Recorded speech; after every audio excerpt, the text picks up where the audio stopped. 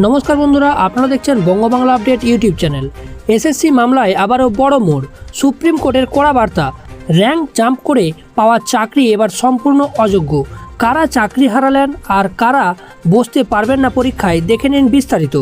2024 সালের এপ্রিল মাসে এসএসসির 26,000-এরও বেশি নিয়োগ বাতিল করেছিল সুপ্রিম কোর্ট, কারণ দুর্নীতি আর ভয়ঙ্কর অনিয়ম। আজ সেই মামলাতেই এলো আরও বড় আপডেট। সুপ্রিম কোর্ট জানিয়ে দিল, র্যাঙ্ক জাম্প করে যারা চাকরি পেয়েছেন তারা অযোগ্য।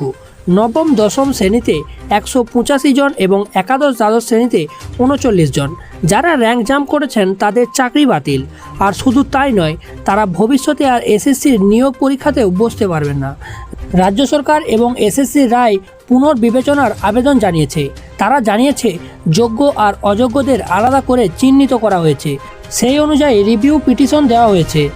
কিন্তু সুপ্রিম কোর্ট স্পষ্ট জানিয়ে দিয়েছে, যারা দাগি বা চিহ্নিত অযোগ্য তাদের চাকরি থাকবে না এবং তাদের বেতনও ফেরত দিতে হবে। এদিকে মধ্যশিক্ষা পর্ষদ আগেই জানিয়েছিল, এত শিক্ষকের চাকরি বাতিল হলে স্কুলে শিক্ষকের সংকট তৈরি হবে। সুপ্রিম কোর্ট সেই আবেদন মেনে নিয়ে শর্ত সাপেক্ষে বলেছিল, চলতি বছরের ডিসেম্বরের পর্যন্ত অযোগ্যদের বাদ দিয়ে বাকিরা স্কুলে পড়াতে পারবেন।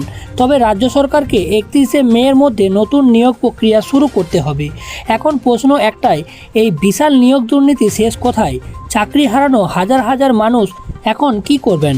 আর রাজ্যের সরকার আদৌ সময় মতো নতুন নিয়োগ প্রক্রিয়া শুরু করতে পারবে তো? আপনাদের মতামত কমেন্টে জানান। এই খবর আপনাদের গুরুত্বপূর্ণ মনে হলে শেয়ার করুন বন্ধুবান্ধবীদের সাথে। আর এমন আরও আপডেট পেতে সাবস্ক্রাইব করুন আমাদের চ্যানেল।